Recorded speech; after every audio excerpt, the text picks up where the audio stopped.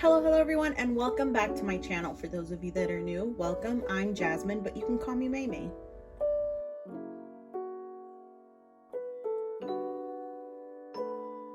For today's video, it's going to be a mix of my manga haul and manga reads for this month.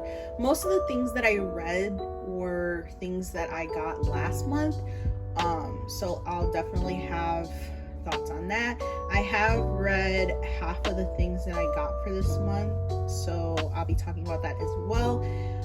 But yeah, I'm not going to get into that much detail because I have a feeling that this video is going to be very long as it is. So I'm going to cut the introduction really short and just get into my manga reads and manga haul for the month of January 2024. So the first thing I read in this month was Toilet Bound Hanako-kun Volume 19, and this volume was basically the end of an arc and a cliffhanger introduction into the next arc, which I'm pretty interested in seeing what the next arc is going to be about. There still hasn't been a release date for Volume 20 here in the US, so as soon as I see that 20 is about to be released, I'm going to be excited to see what will be happening. I know a lot of people will probably be like, oh, why don't you just read it like online or just digitally, but like, I don't know, I really prefer reading physically. I really prefer it, unless it's one of the series where I have complete anxiety for the characters and I just need to know, then I'll read ahead. But other than that, I'll just wait for the physical releases to come out to read it. And yeah, and this volume had so many revelations, and of course I don't want to spoil it all. I'm just going to talk about most of the key points, I guess. If you've read the series, you'll know what I'm talking about. If not, I'll just sound like somebody rambling on about a series. Hopefully with my ramblings, you'll get interested in the series if you haven't already. But yeah, I felt like with each volume of this series, I just get hooked even more, which is good because when there's a long running series that are about like 10 plus 20 plus volumes, it always has that problem of kind of getting boring in the middle, where some people will end up dropping the series or thinking that it's not good. But I feel like, me personally, this series is the series that gets me going each volume. Like, I look forward to it every single time. I think it's because of the art, the story, the characters, you know. It's a pretty fun read, and at times it can be kind of gory and gruesome, but it's not like bad. It's pretty good. I love this series so much, as I featured it in one of my videos for top 5 shonen demographic manga. Sorry guys, I can't speak today. Yeah, I can't speak today. But yeah, I feel like with this volume, there was not so much going on, you know, seeing as it's like sort of a conclusion to the arc. But we mainly see number 6 kind of coming to terms with his feelings for Sumire, which was really heartbreaking to read.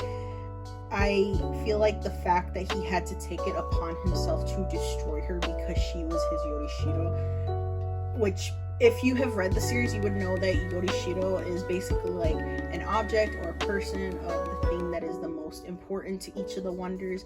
So to know that he has to destroy her because of how important, or should I say, despite how important she is to him, it's heartbreaking, you know. Imagine you have to like destroy something you really, really love because that's the way like it has to go. Like, that has to be very hard. And another thing I was curious about was to see who's more in charge, Tsukasa or Sakura. I feel like as the cover shows, it shows Tsukasa kind of being the puppeteer, but as the story progresses, I'm finding it kind of hard to believe that he's the one pulling the strings. And like, in the beginning, it seems like he's the one pulling the strings, but in this volume, you kind of see that maybe it's not like that maybe she's the one pulling the strings. But yeah, definitely interested in seeing how that goes on in the series.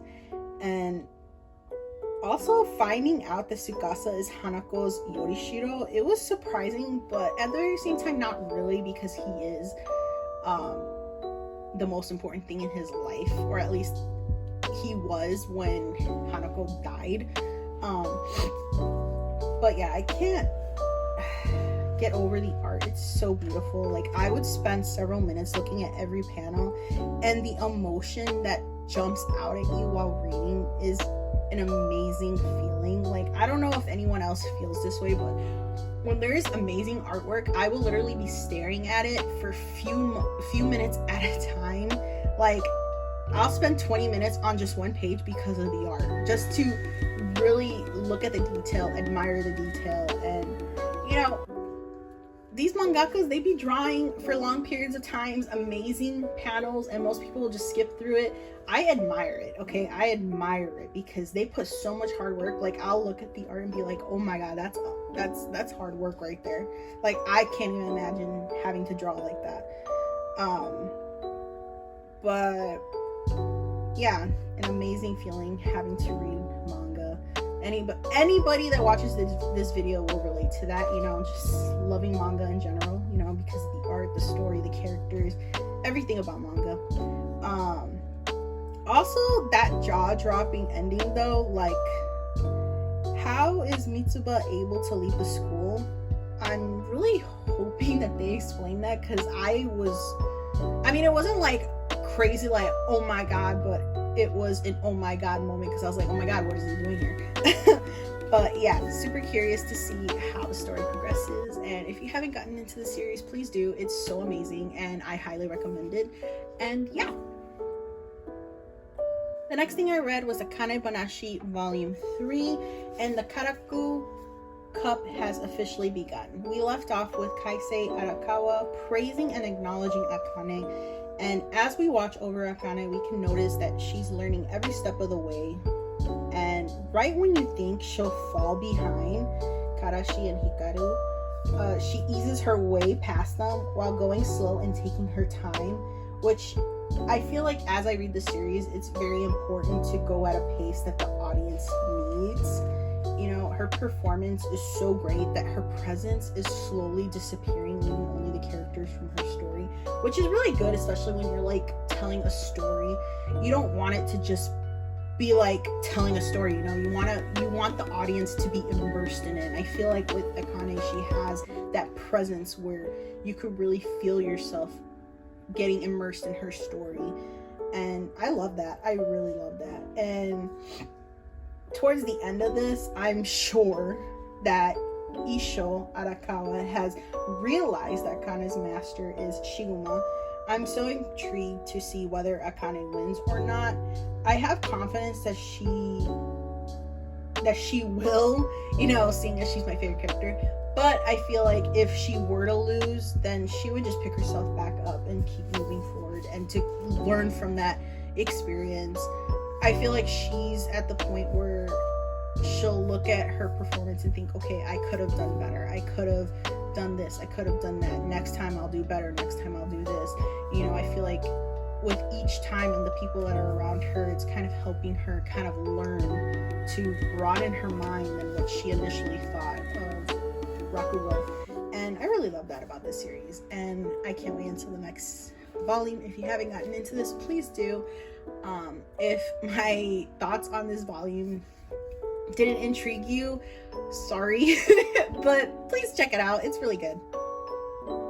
The next thing I read was Kaiju number 8, volume 9, and with each new volume I keep getting hooked. You guys are probably going to hear this a lot about how each volume hooks me to the story, because yeah, with each volume that I get hooked.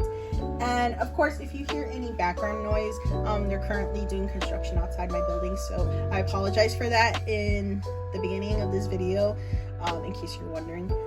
But yeah, with Kaiju number 8, like I said, with each new volume I keep getting hooked, And with the appearance of Kaiju number 9 and its ability to kind of orchestrate and pull the strings of all kaiju in Japan, war has begun, and it's insane. This series is really going off, and I'm loving it. And in this volume, I feel like the main stars are Narumi, Kikoru, and Hoshina, which they're my faves. I love Kafka, he's my favorite too, but I feel like these three are like my main faves. They're also badass, and they are my favorite characters for a reason. And with each and every one of them being compatible with each of the numbers weapons is awesome. But it kind of concerns me a bit, because literally anything can go wrong. There can be so many risks. It could get negative, you could think of all the things that can go wrong. But on a lighter note, I am really loving the outfit changes for the trio. Like I said, Narumi, Kikoru, and Hoshina, their outfits have been awesome. And literally that cliffhanger involving Hoshina had me going crazy. Like, I hate it when they do cliffhangers like that, because it just makes you even hype even more when the next volume isn't going to get released until like 2 months, 3 months, like depending on the series, of course. But like, it really hooks you, and then there's still like a volume waiting to come like in 2 months time, and you're just like, wow, I really want to get into this, but I can't. So definitely can't wait for volume 10, which will be my favorite cover yet for Kikoru. As the story progresses, I feel like all the cover art is amazing, but I feel like as time goes by, the cover art just gets even more and more better. And if you haven't gotten into the series, please do. There are currently 9 volumes out physically here in the US. But yeah. The next thing I read this month was How I Met My Soulmate Volume 1. And I was interested in this series the moment I realized that it was by the same mangaka that did Waiting for Spring, which is a series I liked, but not so much to the point where I wanted to collect it. Whereas when I read this series, like the first couple chapters of the series, I immediately wanted to collect it. I was like, I want to collect it. It's so good. I love it. And I think I like it more because the characters are older and are in college. And also the fact that it's currently ongoing, and right now there's currently only 1 volume out. So right now I'm just like, I need a series that doesn't need that much commitment. Not that Waiting for Spring is a very long series, but whenever there's a series that is like 10 plus volumes, I really have to think about like, okay, should I get into this series? What if I'm not into it, So, and since I'm not very hooked on Waiting for Spring like that, I just decided, I'm just gonna go for this series instead. But yeah.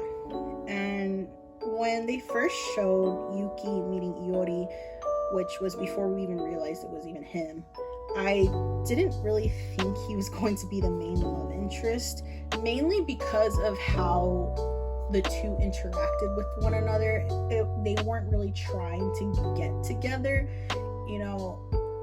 They mainly just started out as friends, basically, and I really love that.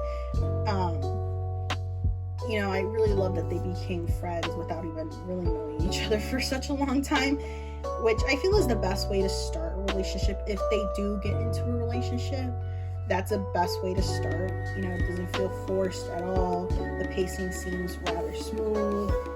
And then we're introduced to Yuki's first love, Seno. And I may be quick in saying this, but I don't want him to be with Yuki. I don't.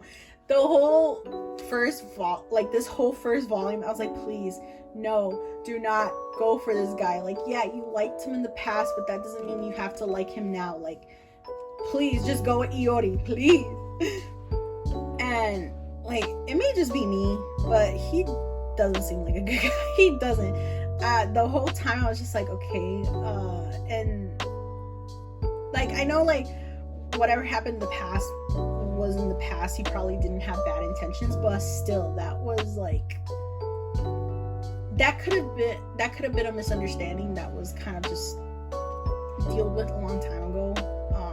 But yeah, I don't know. I just don't really get good vibes from him. I could be wrong, but we'll have to wait and see as the series progresses. Then, of course, as every manga series does, they end the volume at a cliffhanger of Seno asking Yuki out. Like, what? Like, I get that she used to like him, but I feel like she has more chemistry with Iori. Plus, she, like, is really, like, best friends with the guy, you know? So, I feel like their chemistry is, like, there, you know? When they look at each other, it looks like they like each other. You know, you could tell when someone likes someone and like they like each other. They don't know it yet, but they like each other. And I think towards the end, Iori kind of realizes that. And hopefully Yuki does realize that she likes Iori too. But yeah, she definitely has more chemistry with Iori, and I think they're both gonna end up liking each other. But I guess we'll have to see. Spoiler alert, I did read ahead, so I was really happy with the next coming chapters, so super excited for the next volume to come out. If you haven't gotten into this, please do. It's pretty good. It'll hook you right away. You'll love the dynamic between Iori and Yuki. The characters are good. Seno, jury's still out on him. I don't know. Right now, I don't like him. He's not my favorite. Who knows? I might change my mind later, but as of right now, I don't like Seno, so we'll see. But yeah, currently, I believe the second volume might be coming out this month or next month. I have no idea yet, but it should be coming out soon. So I'm just gonna say currently 2 volumes are out physically here in the US. But yeah.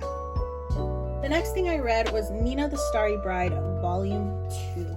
And this volume was filled with revelations and heartbreak. The truth that is discovered about Azure was unexpected, to say the least. I was shocked, honestly. It took me a minute to be like, okay, this is what's happening? Seriously? Like, what is going on in this kingdom? Like, why are they doing this? Like, I love Nina and I love Azure. They are my favorites. So to see them going through what they go through, like, it angers me so much. Like, it breaks my heart. It really breaks my heart. But on the bright side, seeing some romance between the two of them was adorable. But to see heartbreak towards the end, because they needed to go their separate ways, even though it wasn't their choice, it was sort of just kind of like to keep the others safe, which makes me even more mad, because it's like, if it was up to them, they wouldn't separate, but you know, the story has to go on despite the heartbreak. But yeah, seeing Azure running after Nina and Nina crying for Azure, it just broke my heart. I can go on and on about how I'm not loving the heartbreak. Like, it's not okay. It really isn't. Like, they don't deserve to be going through what they're going through, and I'm not loving the introduction to Nina's future husband. Not the best first impression. We'll see what happens in the next volume. I'm tempted to keep reading it online just to ease my anxiety a bit. I feel like with Nina's personality, she'll somehow win over the future husband, so we'll see. I mean, I don't know how I feel about seeing her be in love with someone else, but you know, we'll see how the story progresses. But yeah, currently 2 volumes are out right now. If you're interested in picking it up, please do. It's good, and the art is beautiful. Nina is amazing. Azure is amazing. Need I say more? The next thing I read was Blue Lock Volume 10. I can't believe we're at 10 volumes of this series already. I can't believe I'm at 10 volumes with any series right now. But yeah, I can't believe we're at Volume 10 already.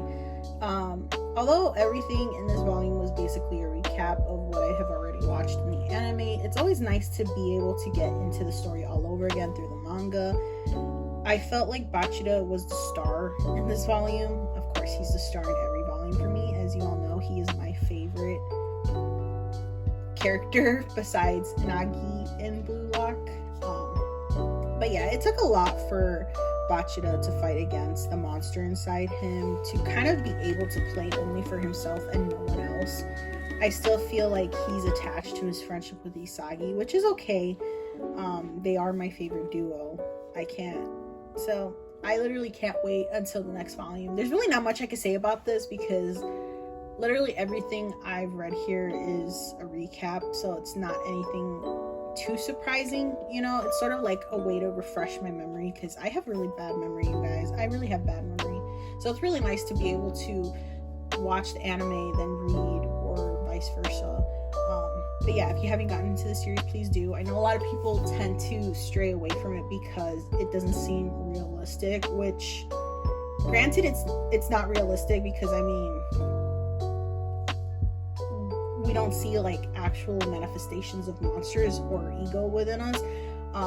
But I really enjoy the way that they illustrate ego in this, because obviously when it comes to ego, it's very like mental, like you don't actually physically see it, it's just something you mentally like it's in your head, it's not like something physically there. So it's really nice to be able to see like a manifestation through the art of what a person's ego would look like, and what the like egotistical monster someone might have in them.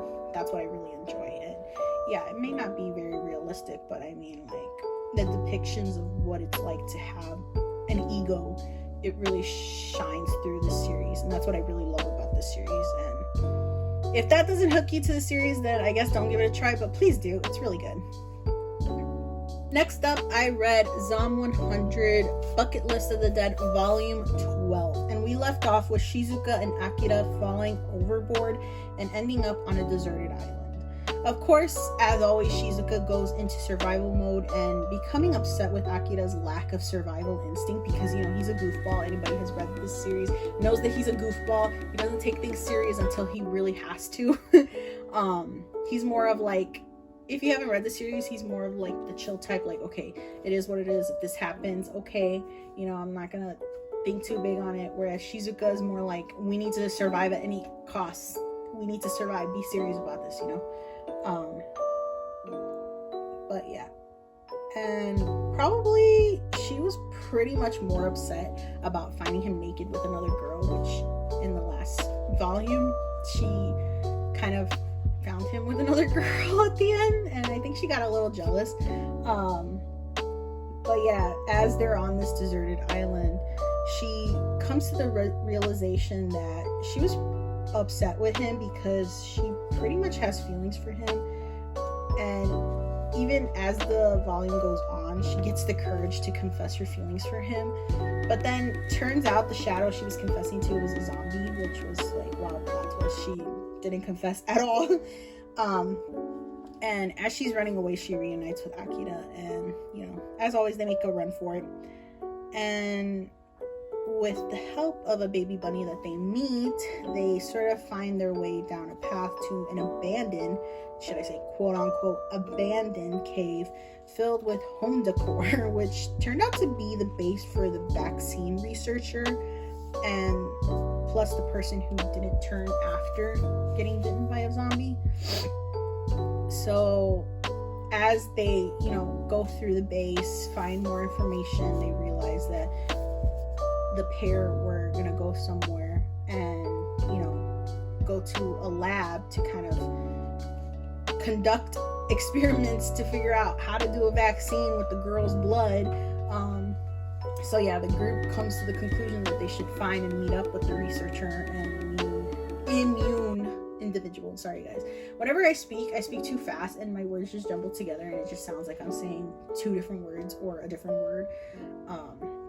But yeah, there is one chapter that kind of revolves around the events that happened to the researcher, which is nice because if you're going to introduce a character, you can't just throw them in the story. You need to kind of show how they started and how they lead up to where they're at. So it was really nice to see that, and how he met the immune individual. And the pair that I'm talking about, their names are Tsurumi and Izuna.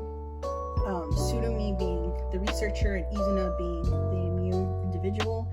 And it leads up again to the present. We see him running away from zombies, and Saved by a Running Train, driven by Akira, which is one more thing crossed off their list. It's insane. Sometimes when I look at their list, I'm like, how are they even gonna get into situations like that? And right when I think it, that's what the volume is about. Like, literally, because at the beginning of each volume, it shows you the bucket list. And the part where I'm like, how the heck are they gonna drive or like ride a train? Like, how are they gonna do that? And bam, next thing you know, they're riding a train in this volume. I was like, are you serious right now? That's what I love about this series. It's very unexpected and very hilarious, and I love it so much. Like, I can't get enough of it. But yeah, and towards the end, right when Akira and Shizuka have sort of an emotional moment, something happens. Something always happens. Like, I nearly, like, if, like, I love my manga in pristine condition. Like, I was to the point, I nearly threw this volume to the ground. Like, I was like, are you serious right now? Like, are you kidding me? Like, because of this happening, Akira realizes that he had completed an old item from his list, which was meeting the woman of his dreams. And, like, I mean, I'm pretty sure, like, nothing really bad is going to happen, but this was bad. This was bad. Like, okay, like, this cliffhanger was the saddest one yet in this entire series. And I'm tempted to read it online to see what happens. Like, I don't know if I can wait for the physical release. But yeah, I'm still debating on if I want to read it digitally or just wait until the physical release. I am conflicted because I really do want to know what happens. But yeah, I can't wait. The next volume I read was Neighborhood Story Volume 1. Sorry guys, I'm trying to like prevent it from falling over. Since it's a very thick volume, it's able to stand on its own. But yeah, I was super excited to get into the series since it was announced. As you all probably already know, I have Nana and Paradise Kiss in my collection. So just to add another series of Ayazawa's works, like, it's simply amazing. I love it. And yeah. And honestly, I had a very hard time choosing between the original cover and the Kinokuniya variant, which is this one right here. Of course, the main reason I love Ayazawa's works is due to her art. So it kind of made more sense to get this cover because it features a little bit more art than the original does. Of course, I contemplated getting the original because it was very hot pink and I love pink, but I felt like with the cover art, it didn't intrigue me or interest me as much as this one did, because I feel like with this one it has a lot more art detail, whereas the other one doesn't really.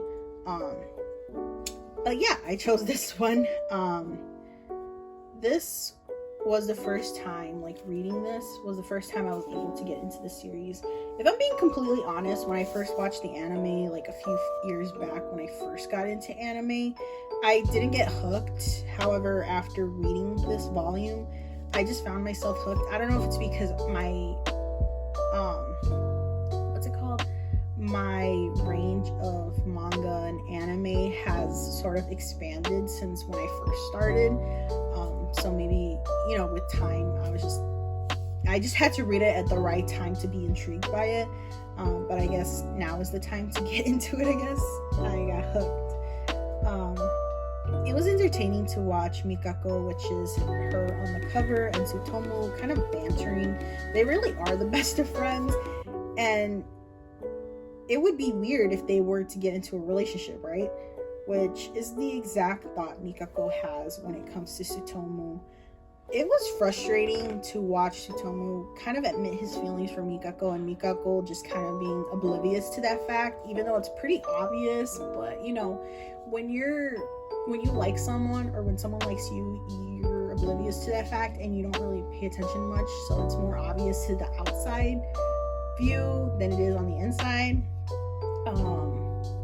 But yeah, and I really love Risa. I really love her. She's such a good friend. She's there whenever Mikako needs her and willing to tell tell it how it is, because, you know, sometimes we need friends that tell it how it is, you know. And by seeing her, she sort of, like, as the volume goes on, we sort of see her kind of having a hard time being vulnerable, because she doesn't want Mikako's opinion of her to change. She wants to be seen as this reliable, not really dependable on men, should I say. She wants to seem very independent. But yeah, as we kind of see that she's also able to be vulnerable and kind of dependent on a man. Not that you have to be or you don't have to be, but, you know, it's nice to feel like you can depend on someone, you know, it's nice. Is it necessary to depend on someone? No, but it's nice. Of course, these are high schoolers, so, I mean, to really depend on someone like that at a very young age, like, if it's not, like, I don't know. It's really, I'm not gonna get too deep into it because it's not that deep. But yeah, like I said, I love Risa. I love the fact that, you know, it was nice to see the communication between the two of them. Kind of just, you know, getting to know each other even more than they already do, you know, because it's nice having communication, whether you're in a relationship or a friendship. You know, it's really good to have communication with the people that you're close to. Sorry, I feel like I'm rambling, but I seriously can't wait to continue with this story. If you haven't gotten into it, I recommend it. Of course, also get into Paradise Kiss, which is kind of like the sequel to this. I mean, you don't really have to read this series to get into Paradise Kiss, but there are some side characters in Paradise Kiss that aren't the main characters here, which is Mikako and Tsutomu. We see them like partially in Paradise Kiss, mostly Mikako. But yeah. Next thing I read was I Married My Female Friend Volume 1. And like I said with other series, I've been interested in getting this series since it was announced. But the main reason for picking it up was because it's done by the same mangaka that did Donuts Under a Crescent Moon. And so far my thoughts on this read is that it's rather cute. I love the friendship between Ruriko and Kurumi that they have with one another. I don't know if I'm the only one who thinks so, but I have a strong feeling that Ruriko has romantic feelings for Kurumi. It sort of feels like a very one-sided romance, and whenever I read one-sided romance, it's so painful to read because it's like you want the characters to get together, but, you know, obviously you don't want them to just have them forced to be together. You know, it has to be smooth. The transitioning has to be smooth. It has to be like where it's not dragged on, but then it's not too quick either. You know, that good balance. It sort of have hints. This series has hints of my favorite one falls first and the other falls harder trope. Sorry, not true. Trope. It's essentially a slow burn romance, but with how the volume went on and how it ended, it doesn't feel like it'll be dragged out too long. Especially, I don't think this is gonna be a very long series. I'm not 100% sure how long this series is gonna be, but I have a feeling it's not gonna be that long. I just hope it doesn't get too dragged out, especially if it is a short series. I don't want it to be dragged out to like the last volume where their romance starts to blossom. But, you know, obviously, however the mangaka wants to go about it, I'll accept it, you know, because it's my favorite mangaka anyway. Like I said, I love their friendship, but I'd love it more if they were to love each other romantically. I think that's just the romantic in me, you know. I feel like I have so many thoughts about this volume, but I seem to be sort of having a hard time compiling my thoughts together. I even had a hard time when I was writing in my book journal. I was like, I have so many thoughts, I have so many feelings about this, but, you know, it's still the introduction to the series, so of course I might have more thoughts with the second volume. I can also add that I was pretty frustrated while reading this volume because it's like, I feel like with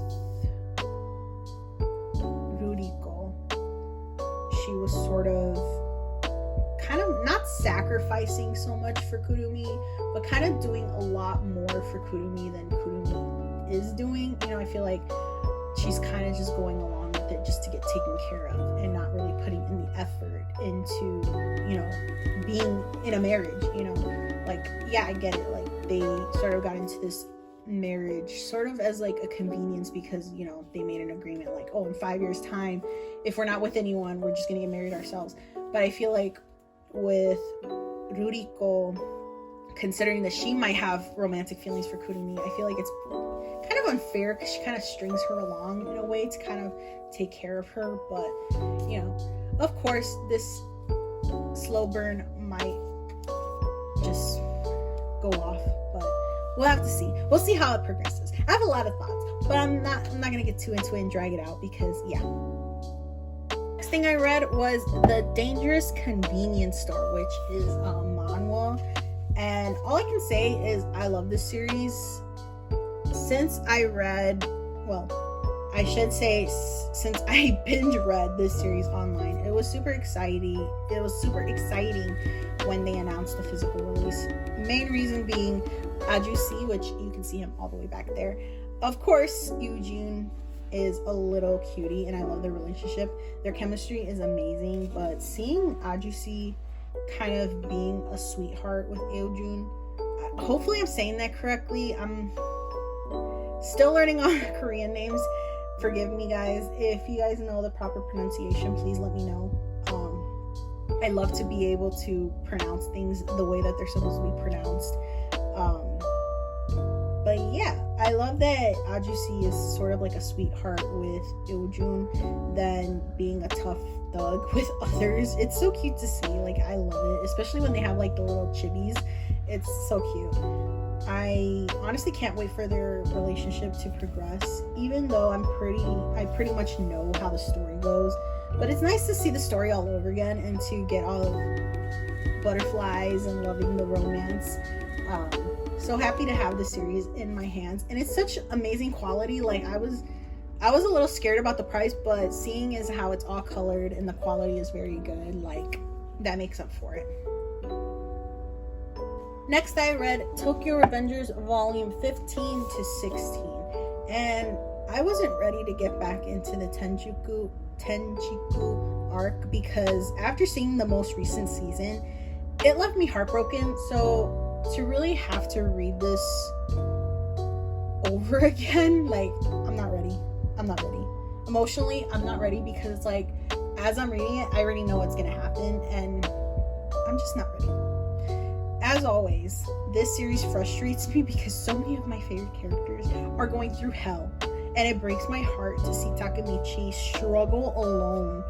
But it really does help to see that, you know, he's not as alone as he thinks. You know, it's really nice to see that he has someone who knows the truth about what's going on in the past and what's happening now in the present. It's really nice to be able to have an ally, especially when you're completely alone in like a different time. I can't even imagine how tough that would be. But yeah, heartbreaking this series is, and despite the heartbreak, despite how heartbreaking it is, I recommend it. I highly recommend it. Please read it if you haven't already.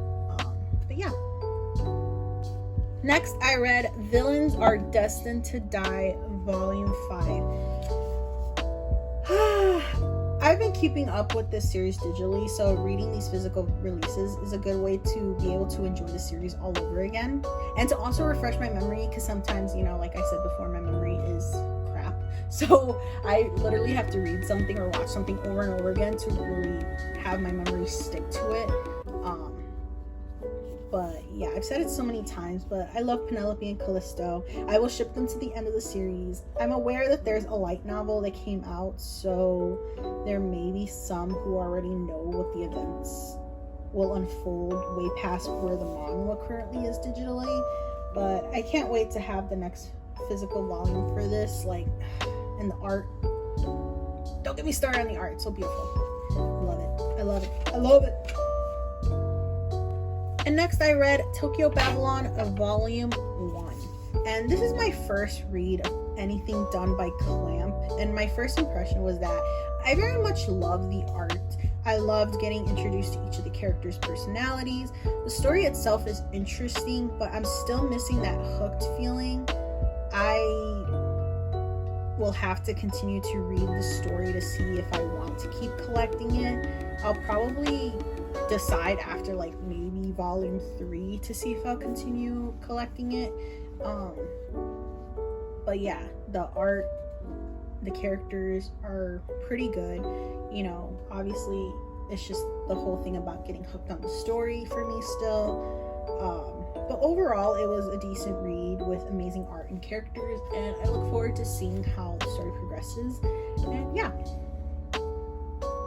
Next, I read Soul Eater, the Perfect Edition, Volume 12. And this series has always been a dark series, but I feel like after this volume, and a bit during, you can really feel the vibe getting darker. Kid has been taken and has been imprisoned in the Book of Aobon. It almost seems like he'll be able to overcome it and fight, but instead gets absorbed by the darkness that is his madness. After he's absorbed in the darkness, his character design looks pretty badass, but knowing that he may come in contact with his friends, which will most likely involve like a life-threatening battle, I'm not ready for that. I'm not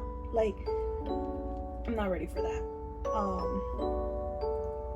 I just want all my faves to live happily, but this is Soul Eater, and that won't be likely until the very end. But yeah, with the help of Blair and other witches, the gang gets sucked into the Book of Aobon and begin to go through the trials of the 7 deadly sins.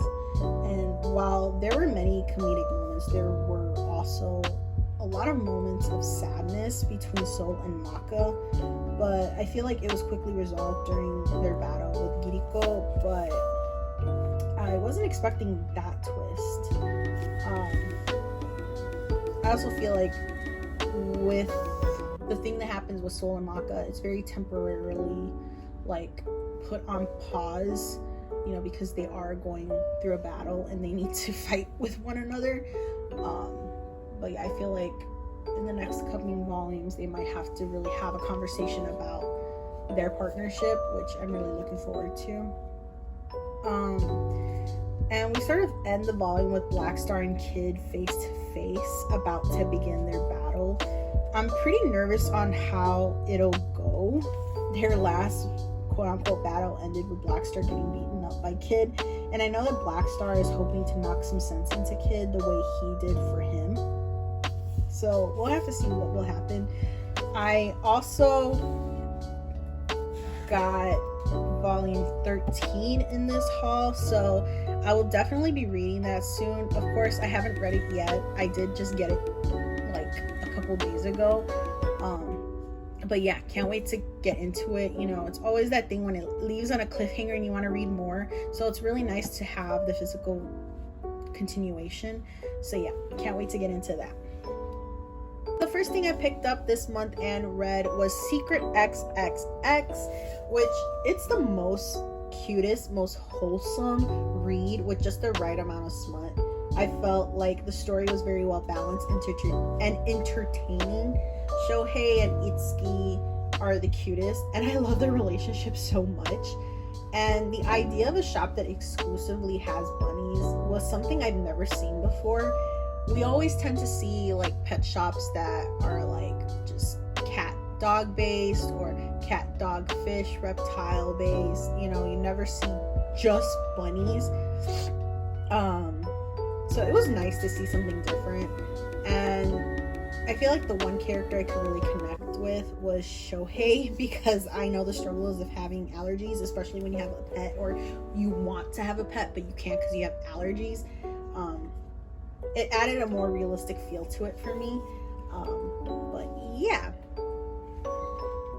The next thing I read was Therapy Game Volume 1 and 2. And it's a more cute, semi-wholesome with even more smut than Secret XXX, plus more drama. So, being introduced to Minato in Secret XXX, he instantly became my favorite. So to have a series to show his story makes me happy.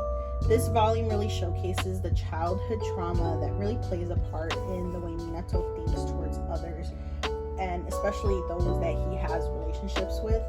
He doesn't feel like he can trust anyone besides his brother Itsuki, Gran from the pet shop, and the madam and all the ladies from the club. But I love that despite not wanting to trust or love anyone else, he comes to realize that it is possible when he meets and starts to hang out with Shizuma. But because of a mistake he made in order to get back at Shizuma, they both end up quote-unquote breaking up. But once that whole misunderstanding is cleared up, Shizuma goes to Minato's place and comes across Itsuki, and the first volume ends with Itsuki telling Minato that he didn't clear up any misunderstandings, that Shizuma may have already been seeing another man at Minato's place, which leads into volume 2, where we continue right away, seeing as we were left off with the cliffhanger in volume 1. We see more of Minato and Itsuki's backstory and the source of Minato's trauma. It was beautiful to be able to see Minato open up to Shizuma and sort of deepen their relationship a bit more. We also see another insecurity of Minato's, and that's basically the fear of that one day Shizuma will realize that he would much rather live the rest of his life with a woman instead of Minato, which makes him even more afraid. And honestly, that's valid, especially when you're in a same-sex relationship with someone who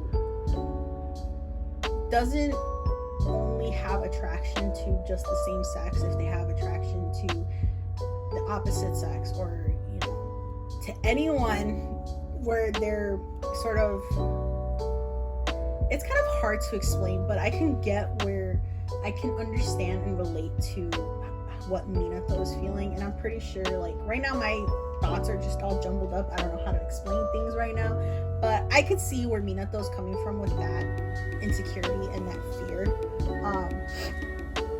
But what I really loved seeing was Shizuma doing research and trying to figure out why Minato was, like, why he was afraid.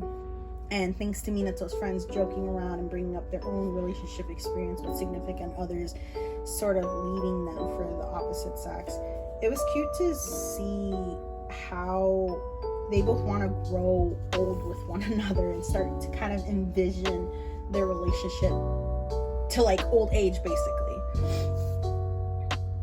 Which sort of leads us to Therapy Game Restart Volume 1 and Therapy Game Restart Volume 2. As we continue to see the relationship between Minato and Shizuma progress, we also see a bit of Shizuma's work at a pet clinic and Minato working with his photography.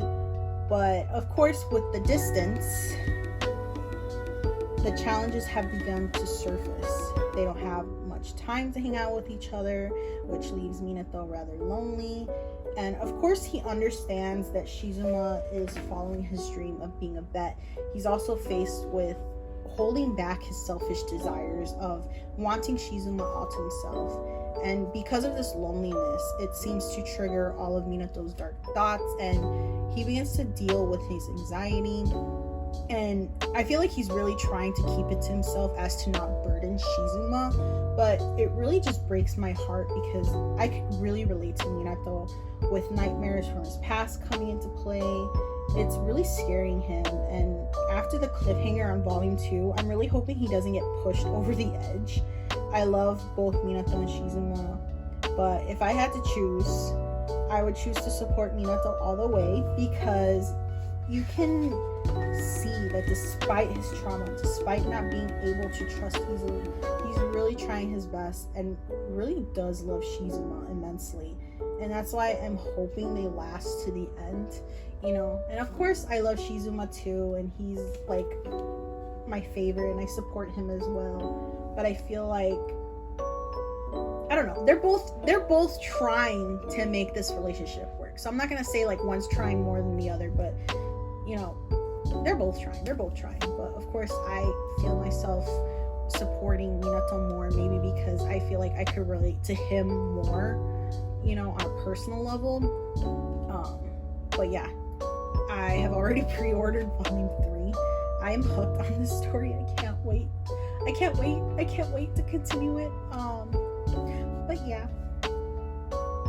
Next thing I got and read was Dandadan Volume 6. And whenever I read this series, I never find myself bored. Something is always happening. And also, all the characters are funny. Turbo Granny is especially funny. I feel as time goes on, she's beginning to really care about the gang. And in this volume, I feel especially bad for Gigi because he's practically being held hostage by the being who's currently possessing him, which is right here. I think once he's able to control the power of Evil Eye, then he'll really be insane. I feel like in terms of power, Gigi and Okarun are about equal, but seeing as how Okarun kind of beat Gigi, or should I say a possessed Gigi, that would kind of mean that he's more powerful with each passing volume. Okarun and Momo are both becoming stronger, so you know, as the story's progressing, they're both getting stronger, so no problem there. No problem there. They're just getting stronger. And it was awesome to see Momo use the worm as a hose. I don't know if I would have come up with that idea. I'm certainly curious to see how they'll get Gigi back permanently. Will Evil Eye end up cooperating like how Turbo Granny ended up cooperating? I guess we'll have to find out soon, so I look forward to the next volume. And of course, as always, the cover art for this series just gets more better as time goes on. I especially love Volume 7's cover. Can't wait to have it in my hands. Can't wait to have it. But yeah. Next I got and read Yakuza Fiance Volume 6. And we pick up where we left off with Shoma and Kirishima are basically out for a smoke after Papa Renji basically beat them both up. That was crazy. That was insane. That was amazing, honestly. And of course, Kirishima being himself, he decides to rile Shoma up. I love that while they're duking it out, Yoshino comes in swinging a metal bat ready to knock some heads. Which proves difficult because both Kirishima and Shoma just keep dodging her because, you know, they just have to, I guess. I kind of just love the dynamic between the three of them. Like, I don't know what it is. I just feel like they're a good trio. I feel like once they start to acknowledge and respect, well, Yoshino does respect Shoma, and on some level she respects Kirishima, but I'm still waiting for Kirishima to kind of respect Shoma and Shoma to kind of acknowledge some type of respect, I guess, to Kirishima. There's still a lot of work in progress for that, but I'm loving the dynamic between the three of them. It's sort of funny. Meanwhile, there seems to be conflict brewing with the end of the volume hinting at Azami's plan to get Yoshino, which I can't wait to read. There was something I really enjoyed in this volume was being introduced to Yoshino's mother. Like, there has always been mention about her father's death, and her grandfather has been around, so it was nice to be introduced, although I didn't expect her to be so airheaded and clumsy. But now I can see where Yoshino kind of gets her clumsiness a bit. Plus, have I ever mentioned how hilarious Yoshino's face expressions are? Like, her expressions give me life. Like, I love it. Like, I'll be laughing for like a couple minutes just looking at her face expressions. It's hilarious. The next volume I got for this month was A Condition Called Love, Volume 6. I am currently reading this volume, so I don't really have much to say besides that it's cute. I love it. Of course, I'll have more thoughts in probably my next reading vlog. I just love this series so much. As anybody knows, it's really my top favorite. And plus the anime is coming out, which I'm even more excited about and can't wait to get into it as well. If you haven't gotten into the series already, please do. You know, the manga is currently being released and the anime is about to come out, so you could get into each of them. But yeah. And the last thing I picked up for this month was How Do We Relationship of Volume 10. I love the series. It's very real. It's a very realistic GL series for me. And plus, they're in college. They're older. You know, I can relate to that. I haven't read it yet. I'm super excited to get into it though. Still, yeah, another series that I'm finally hitting 10 volumes in. Like, that's insane. I know most of these series are already like above volume 10. Well, some, not even all of them, but some of them are already over the 10 volume like range. But yeah. So that was basically everything I picked up and read this month of January. And now that I'm looking at it, I sort of read a lot, but then not really. It was definitely a good start for the month. Super excited to get further into all of these series.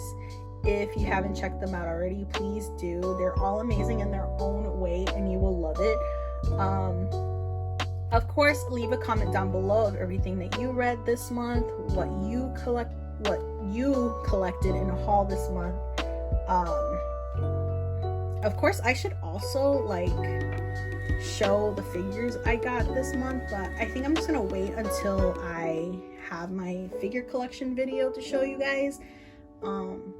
But yeah, I hope you guys enjoyed this video, and I'm pretty sure this video has been very long, so thank you so much if you have watched to the very end. I love and appreciate all of you for the support. And yeah, of course, like I said, leave a comment down below to let me know what you collected, what you read in this month of January, and let's talk. Let's get to know one another. Let's talk manga, let's talk anime. You know, of course, I will leave my links down below to my Instagram and TikTok if you guys would like to follow me.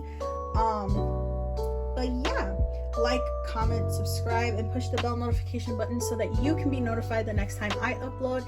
And I will see you guys next time. I will see you guys next time. Bye.